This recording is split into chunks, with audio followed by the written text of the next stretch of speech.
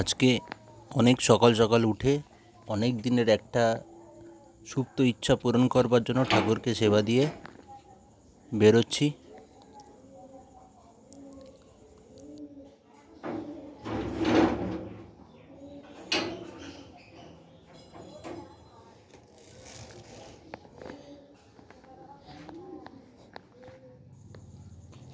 ঠাকুরকে পুজো দেওয়ার পর এই ব্যাগ গুছিয়ে নিলাম বেরোবার উদ্দেশ্যে।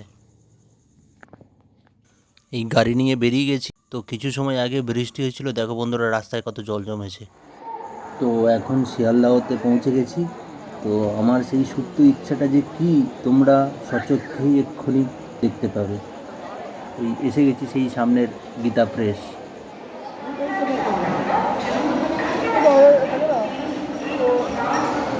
আগু আমি চাইছি শ্রীমদ্ ভগবদ গীতা যে বৃহৎ বইটা আছে না, এই বইটা দেবে সংযোগ সঙ্গে।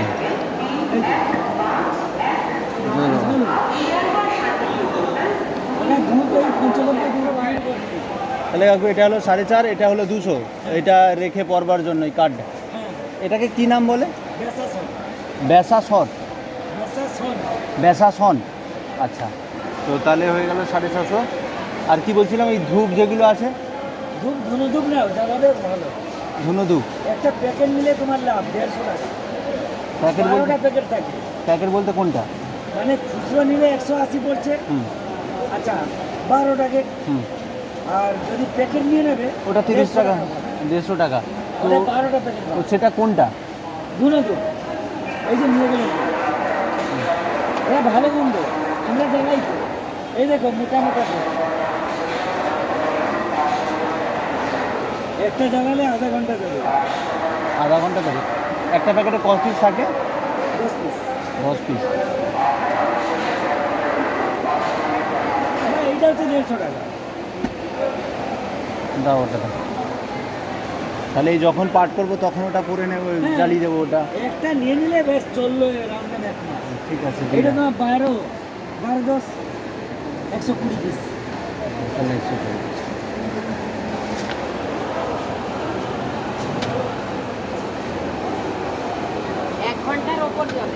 এক ঘন্টার উপরে আমরা জ্বালাই তো। এবারে জীবনটাকে ভগবানের সান্নিধ্যে নিয়ে যেতে হবে। নিয়ে যেতে হবে যুগের হিসাবে। যুগের অ্যাকচুয়ালি আপনি কথাটা বললেন বলে কথা বলছি। এই কিছুদিন আগে বাংলাদেশে যে সমস্ত ঘটনাগুলো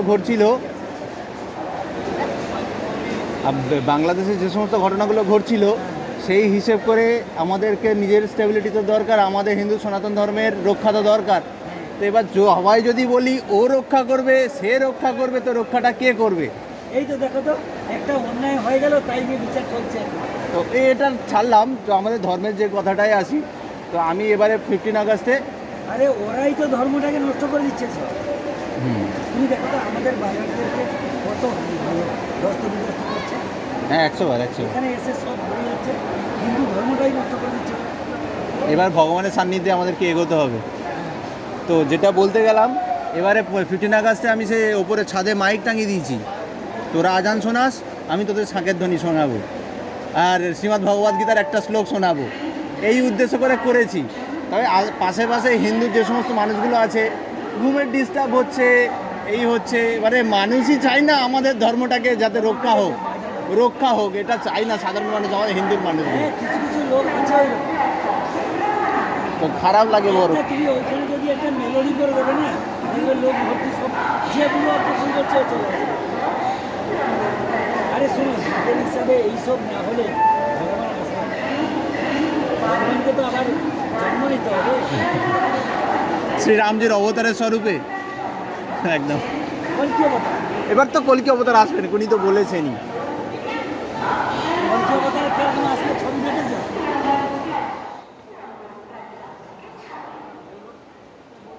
বাবারে, পুরো মানুষ স্বরূপে। পত্রিকা কোন দিকটা আছে? ওই দিকটা তো পেলাম না। ওই দিকেই যাওয়া হবে। এখন পত্রিকা স্টেশনে পাবেন না বেশি। পত্রিকা না, আমি গীতা প্রেসে আসলাম, উনি আমাদেরকে বলছেন ভগবান শ্রীকৃষ্ণ এমনই রূপ ধরে আসবেন এবং পাপীদেরকে নিধন করবেন।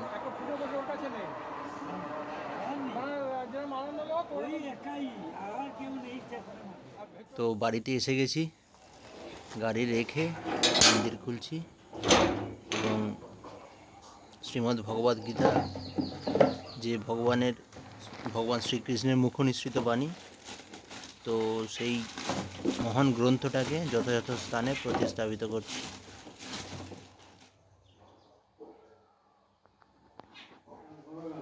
থ্যাংক ইউ বন্ধুরা।